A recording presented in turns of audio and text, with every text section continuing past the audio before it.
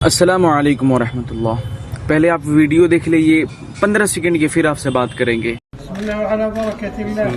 عيد مبارك، كل عام وانتم بخير. ما شاء الله ما شاء الله، عيد مبارك ما شاء الله.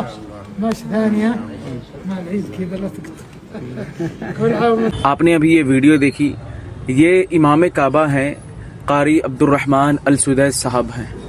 آپ دیکھیں کہ ویڈیو میں کہ یہ کیک کاٹ رہے ہیں اور قاری عبد الرحمن صاحب کی ولادت کو سیلیبریٹ کیا جا رہا ہے دھوم دھام سے، اور کیک پر اپنی ولادت کے دن کو عید مبارک، اس لیے کہ ہر انسان کی جو ولادت کی تاریخ ہوتی ہے اس کو محبوب ہوا کرتی ہے، پسند، تو اپنی ولادت کی تاریخ کو دھوم دھام سے قاری عبد الرحمن السدیس امام کعبہ سیلیبریٹ کر رہے ہیں اور ان کے تمام محبین بھی ہیں۔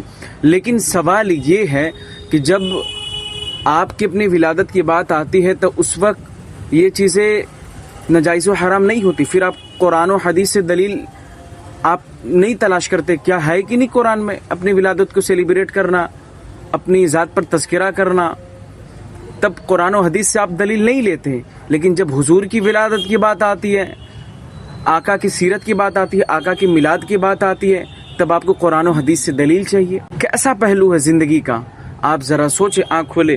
یہ صرف یہی نہیں ہے، یہ صرف ایک امام کعبہ جو ابھی ہیں صرف ان کی بات نہیں ہے، ان سے پچھلے جو بھی ائمہ گزرے ہیں سارے لوگوں نے اپنی ولادت کی سیلیبریٹ کیا دھوم دھام سے، اور کرنا بھی چاہیے۔ ٹھیک ہے، آپ کریں، ہم انکار نہیں ہے، تو آپ اپنی ولادت پر قرآن و حدیث سے کیوں نہیں دلیل تلاش کرتے؟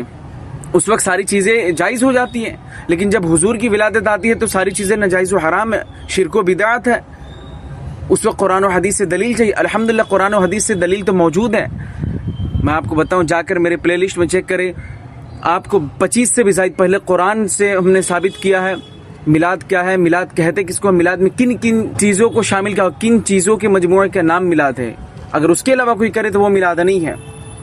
اور حدیث پاک سے بھی اس کے بہت سارے دلائل، امام مسلم رحمۃ اللہ علیہ نے اس حدیث پاک کو نقل کیا، امام ترمذی، امام بہقی، آپ جا کر ضرور چیک آؤٹ کرو۔ ڈسکرپشن میں ایک لنک ہے، آپ اسے ضرور دیکھیں۔ ویڈیو تھوڑی سی تو لمبی ہے، لیکن انشاءاللہ تبارک و تعالیٰ آپ کے سارے ڈاؤٹ کلیئر ہو جائیں گے، اور جو پارٹ 1 پارٹ 2 کر کے اسی طرح جو سیریز ہے پلے لسٹ میں ہے، جا کر ضرور دیکھیں۔ لیکن یہاں پر ابھی بھی میرا سوال وہی ہے، آپ کی اپنی ولادت میں ساری چیزیں شرک و بدعت نہیں ہے، اس وقت ساری چیزیں جائز ہیں، لیکن جب حضور کی ولادت کی بات آتی ہے، ہم سیلیبریٹ کرنا چاہتے ہیں اور الحمدللہ ہم کریں گے بھی، تو اس وقت قرآن و حدیث سے دلیل چاہیے کہ قرآن میں نہیں ہے، ساری چیز شرک و بدعت ہے، صحابہ کرام نے کیوں نہیں منائے؟ النعمۃ الکبریٰ جا کر دیکھیے، کن کی کتاب ہے؟ یہ اس ذات کی کتاب ہے جو اشرف علی تھانوی، رشید احمد گنگوہی، قاسم نانوتوی کے پیر و مرشد حضرت مہاجر مکی رحمۃ اللہ علیہ، وہ خود سنی تھے۔ النعمۃ الکبریٰ میں دیکھیں جو 1977 میں استنبول سے چھپی ہوئی ہے، پرانی ایڈیشن، نئی ایڈیشن کے صفحہ نمبر 69 پہ ساری باتیں موجود ہے، صحابہ کرام نے خود منایا، خلفائے راشدین سے ثابت ہے یہ چیزیں۔